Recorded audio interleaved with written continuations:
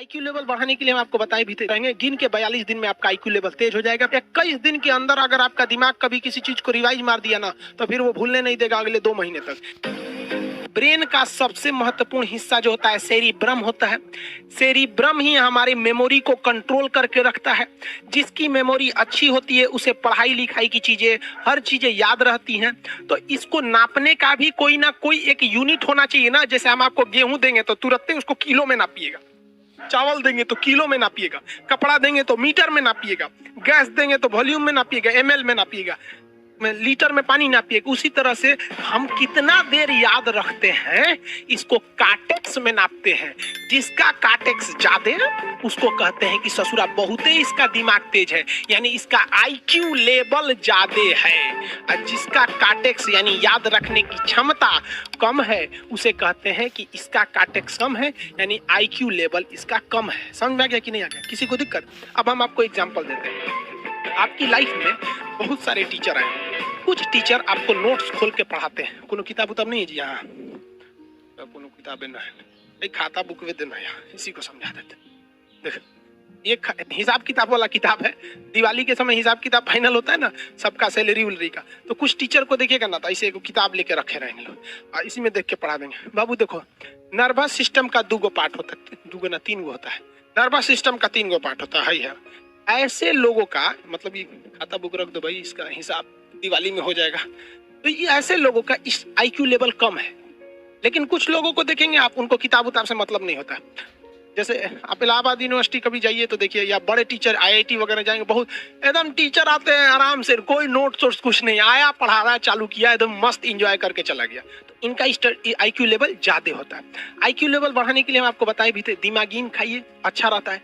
एक ही तरह की सोच मत सोचिए, अच्छा रहता है। आईक्यू लेवल कैसे बढ़ाएंगे? तो याद रखिए, आईक्यू लेवल बढ़ाने के लिए सोने से पहले का आधा घंटा बहुत जरूरी होता है। सोने से पहले आधे घंटे दिन भर में जितना काम किए उसको सुबह से रात तक देखते रहिए। एक बार रिवाइज मारिए कि सुबह उठे थे, ये किए थे, इसके बाद पढ़े थे, क्या क्या पढ़े थे। खान सर ये पढ़ाए थे, आप कहीं मैथ पढ़े होंगे, उसको सोचिए मैथ में क्या पढ़ाया गया था। खटाखट खटाखट आपको सोचना ही है ना, सोचने में कितना टाइम लगता है, खटाखट। तो अगर इसको रिवाइज करते रहेंगे, गिन के 42 दिन में आपका आईक्यू लेवल तेज हो जाएगा। फिर आप कहेंगे कि सर जी हमरो बिना किताब का याद हो गया। और अगर यही खत्म हो जाएगा तो क्या कहिएगा, आपका भी आईक्यू लेवल गिर जाएगा। आप टॉपिक भूल जाते हैं, मतलब आपके दिमाग में दूसरा टॉपिक चलता है। आप लाइफ में किसको किसको आई लव यू बोले हैं, कभी भूले नहीं? कौन कौन आपको मारा है या कुछ उल्टा सीधा बोला है, नहीं बोलते हैं। रीजन क्या है? आप कितनी बार किसी चीज को रिवाइज मारते हैं। 21 दिन के अंदर अगर आपका दिमाग कभी किसी चीज को रिवाइज मार दिया ना, तो फिर वो भूलने नहीं देगा अगले 2 महीने तक। यानी हर 21 दिन पे उसको रिवाइज मारते रहिए, मारते रहिए, मारते। और अगर हर 7 दिन पे मारेंगे ना, तो वो एकदम फिक्स हो जाएगा, एकदम फिक्स हो जाएगा। हम लोग को क्या है भैया, दिन रात पढ़ाते पढ़ाते पढ़ाते पढ़ाते आदमी पगला जाता है। इसलिए अब कोई नींद में भी पूछेगा, खान सर स्वायत्त तंत्रिका तत्व किसे कहेंगे? स्वायत्त में कुछ नहीं आएगा, ये आ जाएगा आपका सिंपैथेटिक और पैरासिम्पैथेटिक, बस यही आ जाएगा। क्यों इतना जल्दी जल्दी जल्दी जल्दी रिवाइज मारा आदमी? ये हमारा सब कॉन्शियस माइंड में घुस गया है। सब कॉन्शियस, देखिए कॉन्शियस माइंड उसे कहते हैं जिस पर हमारा कंट्रोल रहता है। जैसे हमसे कोई पूछेगा कि आप ही अगर पूछेंगे कि खान सर जो 1 हफ्ता क्लास नहीं लिए थे कहाँ थे, तो हम सोचने लगेंगे ये स्टूडेंट है, इससे हर बात क्या बताएगा आदमी कि किस डॉक्टर के पास थे, कहाँ गए थे। नॉर्मल बोल देंगे बाबू थोड़ा सा मेडिकल हेल्थ इशू था इसलिए चले गए। लेकिन अगर मम्मी पापा पूछेंगे तो हर चीज बताएंगे। तो जो चीज हमारे कंट्रोल में नहीं रहता है वो उसे क्या कहते हैं, सब कॉन्शियस माइंड। जैसे कोई हमारा नाम पूछेगा, खटाक से बता देंगे खान सर, समझ में आ गया कि नहीं? ओरिजिनल नाम तो आपको भी नहीं बताते हम लोग यहाँ पे। तो सब कॉन्शियस माइंड में घुसा दीजिए। जो चीज, जैसे आप स्टेशन पे उतरिए या बस स्टैंड पे उतरिए, अपने घर जाने के लिए कभी रास्ता याद किए हैं?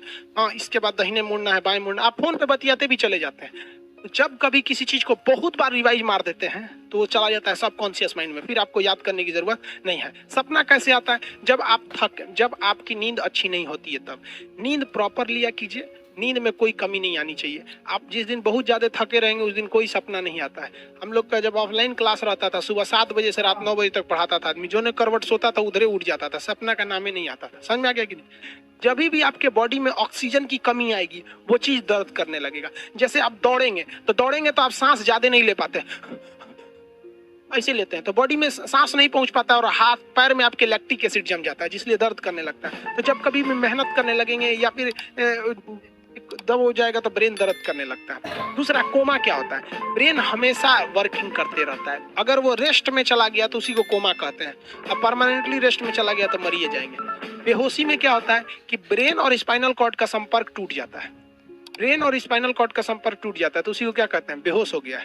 पानी उन्हीं छिड़केंगे ना तो स्पाइनल कॉर्ड में उसमें संपर्क जुट जाएगा, लेकिन ब्रेन और स्पाइनल कॉर्ड काम ही नहीं कर रहे हैं तो कोमा में चले गए। कोमा को हाफ डेथ कहा जाता है, आधा मरा हुआ व्यक्ति है। जो व्यक्ति कोमा में चला जाता है ना, कोई जरूरी नहीं है कि वापस आएगा ही आएगा, लेकिन बेहोश है तो कोई दिक्कत नहीं, पानी फेंकिए मार देगा। उसको कहते हैं लोग बिहार में, लोग दांत लग गया, फीट मार दिया, पानी फेंकिए सही हो जाता है।